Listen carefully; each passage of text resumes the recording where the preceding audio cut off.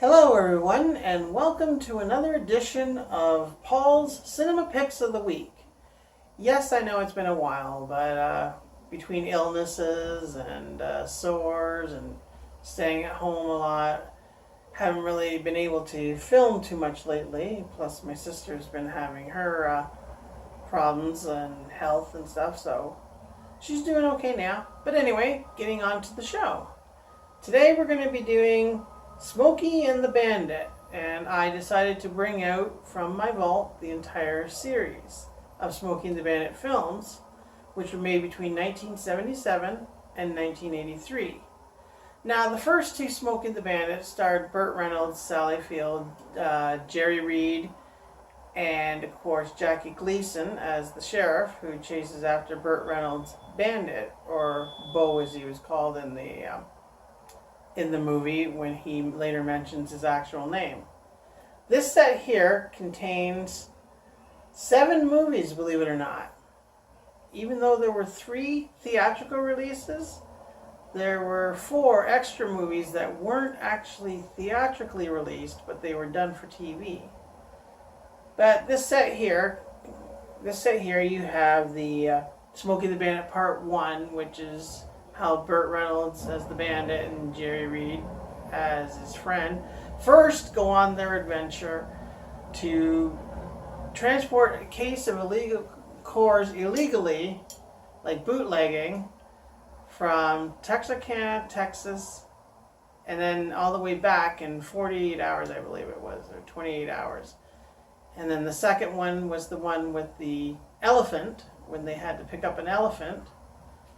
And I liked that one okay, but I didn't like it as much as I liked the first one. The first one I just thought had more comedy, and the second one, even though it had comedy, I just found the nitpicking and the fighting a little too dramatic. So I thought, well, it was okay, but it wasn't like the first one. I really enjoyed Smokey and the Bandit Part 1. Yes, and Jerry Reed, believe it or not, is my second cousin. There, I've actually said that online on YouTube here. So I wanted to say that. Yes, Jerry Reed, who plays the part of the bandit's friend, is actually my cousin, the snowman. Yes. And the third movie, Smokey the Bandit Part 3, Burt Reynolds decided not to reprise the role as the bandit, so Jerry Reed, the snowman, actually gets to play the part of the bandit himself. Now, originally when they first filmed that movie, Jackie Gleason was playing the part of both the bandit and the sheriff. That's a fact that few people actually know about. And later they decided to have Jerry Reed play the part of the bandit instead. But it's more or less all the same. You know, there's car chases, smash-ups, an obsessive sheriff going after the good guys. You got elephants, you got doctors who try to help the elephant. You got, in Part 2, you have an amazing chase in the desert with a bunch of sheriff vehicles and a bunch of trucks, and everybody's trying to take out the bandit.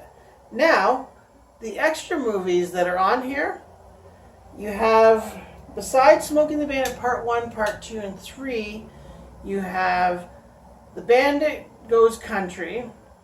You have another one called Bandit Bandit.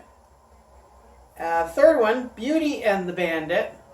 And the fourth movie, Bandit's Silver Angel. Now, these movies did not star Burt Reynolds or any of the cast from the original movies. No, this one actually had Brian Bloom, who was a popular teen actor on television at the time, and he stars as the character for these made-for-TV movies. Yeah, this set actually cost me about close to $35 at the time I bought it, and it was at the Sunrise Records, and I paid, like I said, $35 for this whole set, but I thought it was a good deal. It's called the 7-Movie Outlaw Collection, Smokey and the Bandit films. So if you're ever a fan of these type of movies and you really like Smokey and the Bandit, you like Burt Reynolds or Jackie Gleason, or just a nice way to escape for a couple hours with fast cars and nice looking ladies, pick this set up. It's definitely worth worth the price that you pay for it, that's for sure. It might be less now than $35. I'm just saying because at the time I bought it, it was about $35.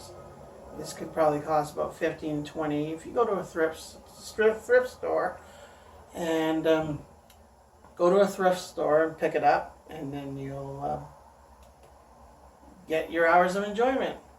But anyway, that's it for now for this edition of Paul's Cinema Picks of the Week. I ask that you remember to like this video, subscribe to our channel, please leave a comment because we need to have some comments on how either I'm doing or any of the movies, if you're interested or whatnot. And then I'll see what I can do about getting back to you on that. But anyway, till next time, this is Paul's Cinema Picks of the Week, reminding you to have fun, and I'll be seeing you at the movies. Good night.